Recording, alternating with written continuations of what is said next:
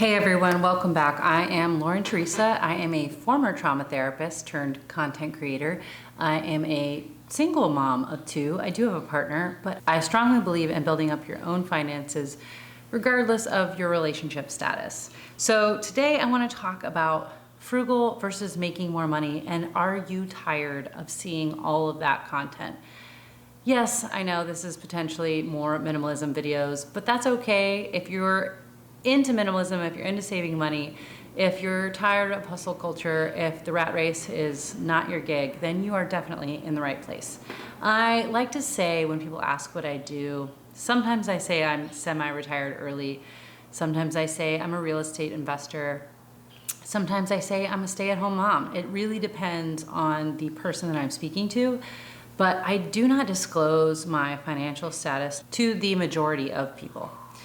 When I meet someone who's a stranger and they want to know what I do for a living, it's generally a benign question anyway. It's just a general get to know you question that I don't pay a lot of mind to, because the truth is I just turned 43 yesterday and I'm still growing and developing. My latest plan is in the next 3 years to purchase a property on the mainland, probably West Coast somewhere, and I'm thinking 10 to 40 spaces for an RV park / camp or Airbnb getaway camp. What I really want to do is build a tiny house farming community. There is one in Austin, Texas, where I'm from, that I think is a beautiful, amazing business model. They partner with a tiny home building company. They have the lots and the land, so they will sell you for, I think, 150 to 200,000. You can get built a tiny house on a plot of the land, which you then rent for about $1,500 a month, and then you have access and you are a contributing member of the farming community. There is a large farm. Everyone has their own farming space as well as community spaces. I think personally this is the way that things are going. In 2019, during COVID, I purchased and lived in 2 separate RVs, a very fancy, very expensive trailer. Bought a truck and everything. Don't get me wrong, that thing was top of the line, had a fireplace, had a giant couch, reclining couch, had a kitchen island, had a king-size bed, had double queen bunks, and a porch. Not my best financial decision. Not the best financial decision I have ever made. I am not recommending you go out and buy a giant travel trailer, but I will tell you, when the F-150 Lightning came out and the Rivian came out and it said that they could tow 11,000 pounds, there are a lot of people who went and got a travel trailer, an electric truck, and that's their whole jam. Even some of the older Airstream trailers can be pulled by them. We ended up getting a Lazy Days RV, which we converted the 2 twins in the back into one big bed, and it was a family bed. And there was a fold-out couch in the front, full size, for guests and or when we needed our space. We did end up getting COVID in it, which was an interesting experience. It's actually one of the main reasons that we moved out of the RV. Also, we were going to move to Hawaii. RVing is just not really a thing here, but we did live in an RV for a year. That was back when I was married. I am no longer married. More time together was not what the doctor ordered. It is so hot. It is so hot in here. I live in Hawaii. It's so humid. There's no wind. Living on the windward side, there's no wind. This light is very hot. The reason I'm making this video is that I often get tired of the side hustle videos. I finally decided that I would rather be frugal than work harder. It turns out there's no amount of extra money that actually makes you happy, especially when it comes with a headache.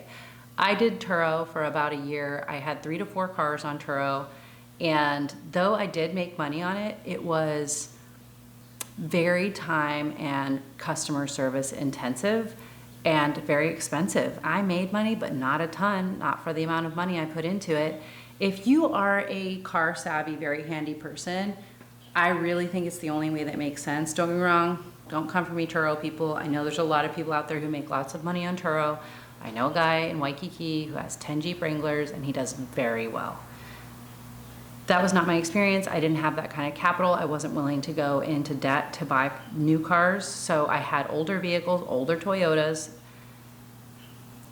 Was expensive. Pop tires, alternators, batteries, safety inspections, registration and insurance.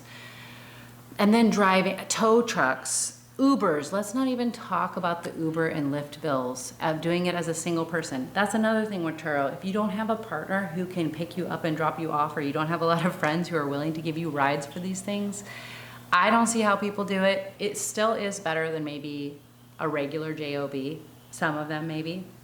If it's your jam, I'm so happy and proud, but at the same time, it just wasn't for me. So I really got tired of the side hustle mentality. I just want to have one or two things that I am doing, and I really want a quiet, peaceful life with less. I am happier with less stuff in my house and less to clean and more time outside than I am with more stuff and more to take care of. It's just how I have found. There are things that I have tried to do without, however, that just don't fit into this minimalist life. I try to do without rugs in the house because yes, it's 1,000 times easier to sweep, vacuum, and mop without rugs on the floor. I didn't like the feel of it. I'm very sensitive. I like a cozy space. I want my living room to be soft. I want my bedroom to be soft. I want the craft area to be soft. I need rugs. I need them. So anyway, took the rugs out for a while. This is something I have learned about being a minimalist, is that you don't always just give away everything. Don't get me wrong, in the beginning, it was so satisfying, which can also be addicting, is giving away too much. And I have yo-yoed on my minimalism journey, probably because and thus spent more money getting rid of and rebuying things. So now, since I started this journey in 2008, I don't just immediately get rid of things. I know that it feels really good to just give stuff away, but now I realize that I'm being influenced. If I'm watching even long form YouTube content, I have some amazing people that I watch who are more minimalist than I am, and I can now appreciate their content and appreciate their home aesthetic without having to recreate it in my own life. There's not a problem here just because I'm seeing something different somewhere else. One of my minimalism tips would be to put things away for 3 to 6 months. If you really aren't using it or you don't want it back, feel free to get rid of it. I definitely take my time now when I'm decluttering. There are general things I know I can declutter because they've just been sitting around for 5 to 6 months. That's when I know, like especially clothing, kitchen stuff, and any decor items or shampoo, conditioners. In fact, I started a new declutter bag this week. I do declutter about once a month. I go through and I get rid of, because we're constantly bringing things in, and I like to have the one in, one out rule. The kids have outgrown. Crafts we're just really not gonna get into, and or all the other things I've already said. Yes, the RV park is going to come into my life hopefully in about 3 years. I have a balloon payment coming from the sale of my business because my business partner who took over my half, which was my ex-husband, is buying me out, and I'm giving him that amount of time to make sure to acquire the funds to give it to me all at one point in time. And once that happens, I will be purchasing a hopefully cash flowing RV park. I do not see RVing going away, especially with the way that the world is now. And people are not willing to hustle so hard for this lifestyle that we've been prescribed. We're not buying stuff anymore. We're not buying crap we don't need. We're not working 80 hours a week to be able to afford insane rents and mortgages. A lot of people's life goal is to now live in a van down by the river. And I want to be a part of that, but I just want it to be a self-sustaining RV park for a while. I will hire a remote manager. Like I said, on the West Coast, I will fly there and be there quarterly. I will pay my manager very well. So if anybody in 3 to 4 years would like to be an RV park manager and live there and make some income, and you think that's the job for you, feel free to reach out. Because I'm semi-retired early and I'm more about cash flow now than I am about investing, I know for me, real estate is for me because I do not want to put my money into the market for 30 years. I'm just not going to do it. I'm 43, I'll be 73 or whatever. I want to keep my money where I can see it, hold it, smell it, taste it, touch it, and I want it to cash flow. Appreciation is great. It's the least important thing to me. Cash flow for my life so I don't have to go to a JOB is really what I want. I want to provide lifestyle for me and my kids so I can be there while they're growing up. I can travel when I want to. I can wake up when I want to, go to sleep when I want to. That time freedom is the most important thing to me. And I also, of course, I want to pass things down to my children, But here's the thing about creation and creativity, and there's been plenty of studies done on wealthy children and kids who've been handed everything. When someone gives you $1 million, right, versus you earning and creating something in your life to earn $1 million or make $1 million, they're completely separate appreciation, completely separate emotional appreciation, completely separate investment in that item. If someone hands me $1 million, it is way different than me earning that. The way that I feel internally about my creation and what I've put into the world is very different than if somebody just hands it to me. I think this explains a lot about lottery winners and why some billionaires aren't very happy. It's because money does not buy you happiness. There is no amount of money that can be handed to me today that would make me happier, and I do believe this, than I am currently working for it and maybe struggling just a little bit. It's in that creative struggle that I find that life really comes alive for me. When I make these videos, when I finish one of the apartments being renovated on my fourplex in Florida, when I get to go and see it, or providing a home for a family or a college student. At some point in the near future, I may have a part-time job, but if I do, it will be the best, most fun one ever, because work is always better when you don't need the money. Really, what I really want to do is work on a farm and build up those skills so that they're transferable in the future to my RV park / tiny house farm that I want to invest in for my future. There are things in this life that are so much better than having more money. I really think waking up when I want to, being able to take a nap in the middle of the day, being there when my kids get off of school early instead of them having to be in extended care, spending that quality time with them in the evenings, being an emotionally available parent who's not burnt out from their job. There is no amount of money that you could put on that. I got an email from a very famous yoga brand the other day to be a brand ambassador. They would send me free clothes, I could make videos, I could make money on commissions off those videos. And this is a name brand that I have bought their products personally before at Nordstrom. And I am not going to respond to the email. I really wanted to apply to the program, but the truth is, if I'm gonna buy a very nice yoga brand today, I'm gonna do it on Poshmark. I'm probably gonna do it on eBay. I'm not gonna buy new. And so I can't really, in good faith, promote that on my channel. As much as I would love to have some free yoga clothes, I just don't want you to think that I want you to go buy new yoga clothes because I'm wearing them. I just think I would have lost the plot if that were the case.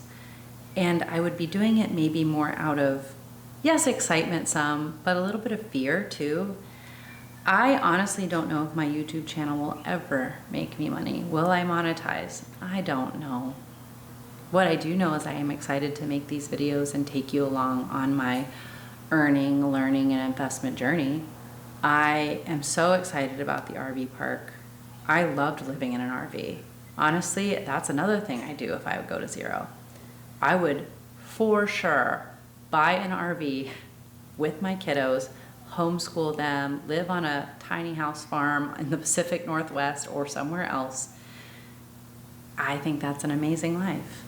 I think time freedom and travel freedom is really, really cool. And it's not for everyone, I get that. But I enjoyed it when I did it before. I would love to do something again and incorporate farming and or gardening. I would love to do like writers retreats or longer term stays.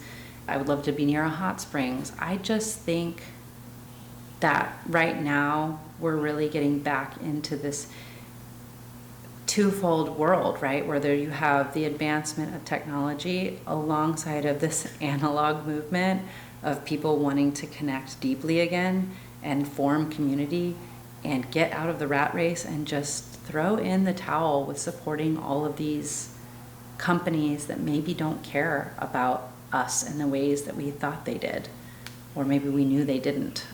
I'm making bread today. I'm enjoying driving my Prius. I went for a very long walk on the beach after all of the rain. The sun finally came out this morning, and I walked in my bathing suit on the beach to get some sun, and it felt amazing. And I'm going to be meal prepping.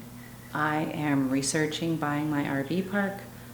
I talked to my brother about his next car purchase, and I got word that my parents' cars landed in Texas, the Prius and the Corolla that I bought for them, and they are going to be picking those up Tuesday. I'm planning a trip home to go see my family this summer with my kiddos for a vacation, and life is really good.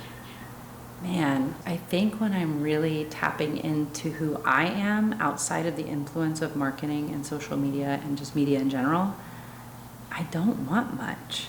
And the things that I do want don't involve money. And yeah, that's why I'm making these videos.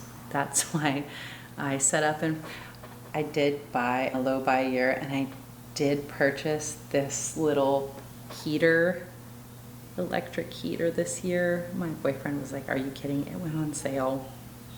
And I bought it, and I'm in love with it. So there are purchases that I do make today that a lot of people would not agree with, but they make sense to me.